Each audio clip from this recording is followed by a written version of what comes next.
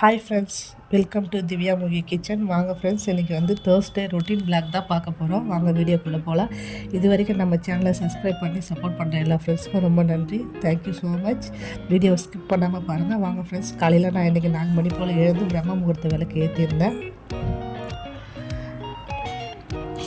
இன்றைக்கி டே 9 பிரம்ம முகூர்த்த விளக்கு முடிச்சதுக்கப்புறமா இன்றைக்கி வியாழக்கிழமை பூஜை வசஸ்லாம் க்ளீன் பண்ணுற வேலை இருக்கிறதுனால நான் இன்றைக்கி 1 பார்ட் ரெசிபியாக புலாவ் சாதம் தான் பண்ணியிருந்தேன். வெஜிடபிள் புலாவ் மாதிரி பண்ணி கொடுத்துருந்தேன். அதுக்கு ஆனியன் ரைத்தாவும் பசங்க முட்டை கேட்டாங்கன்னா அவங்களுக்கு மட்டும் முட்டை போட்டு கொடுத்துட்டு நாங்கள் வத்தல் பொரிச்சுக்கிட்டோம். காலைல பிரேக்ஃபாஸ்ட்டு தோசை, தேங்காய் சட்னி. தர்ஷினி தேங்காய் சட்னி வேணான்ட்டு இட்லி பொடி வச்சு சாப்பிட்றா.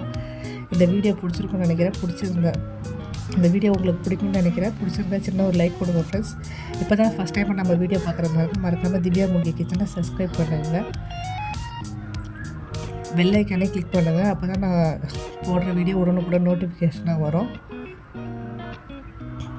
இந்த வீடியோ பிடிச்சிருந்தா உங்கள் ஃப்ரெண்ட் அண்ட் ஃபேமிலிக்கு ஷேர் பண்ணுங்கள்.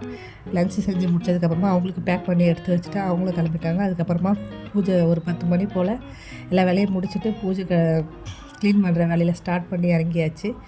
சாமி ரூம் ஸ்லாஃப்லாம் தொடச்சி விட்டுட்டு பூஜை ரூமில் இது மாதிரி அதில் குலதெய்வத்துக்காக இந்த பொட்டு வைப்பேன். அது வச்சு முடிச்சதுக்கப்புறமா மாவிளக்கால் அரிசி மாவால் அரைச்சி கோலம் போட்டுட்டேன். பச்சரிசி மாவால் அது முடிஞ்சதுக்கப்புறமா சாமிக்கெல்லாம் பொட்டு வைக்க ஆரம்பித்தாச்சு. வெறுமனே வைக்கக்கூடாது காமாட்சி அம்மா விளக்கு அப்படின்னு சொன்னதுனால நான் 2 தட்டு புதுசாக வாங்கி அதில் பச்சரிசி கொட்டி ஒரு 5 ரூபா காயின் வச்சு விளக்கு வச்சுருக்கேன் ஃப்ரெண்ட்ஸ். அவ்வளோதான், எல்லாம் ரெடி ஆகிடுச்சு. சாயந்தரம் போல் ஒரு 6-7 மணிக்கா குபேர விளக்கு ஏற்றி இன்றைக்கி வழிபாடு பண்ணலாம் வேலைக்கிழமை அப்படின்றதெல்லாம் ரெடி பண்ணியிருந்தேன். கொஞ்சோண்டு கேசரி செஞ்சுருந்தேன். ஆஸ் யூஷுவல் எப்பயும் போல் சர்க்கரை ரவை எல்லாத்தையும் வேக வச்சு கொஞ்சம் போட்டு முதிர்ந்து திராட்சை ஏலக்காய் போட்டு தாளித்து கொட்டி இறக்கிட வேண்டியதான். ரவை ரெடி ஆகிடுச்சு. இதை வச்சு நெய்வேத்தியமாக படைச்சிட வேண்டியதான் ஃப்ரெண்ட்ஸ். சாயந்தரம் மாவிளக்கால் வெளியில் கோலம் போட்டுட்டு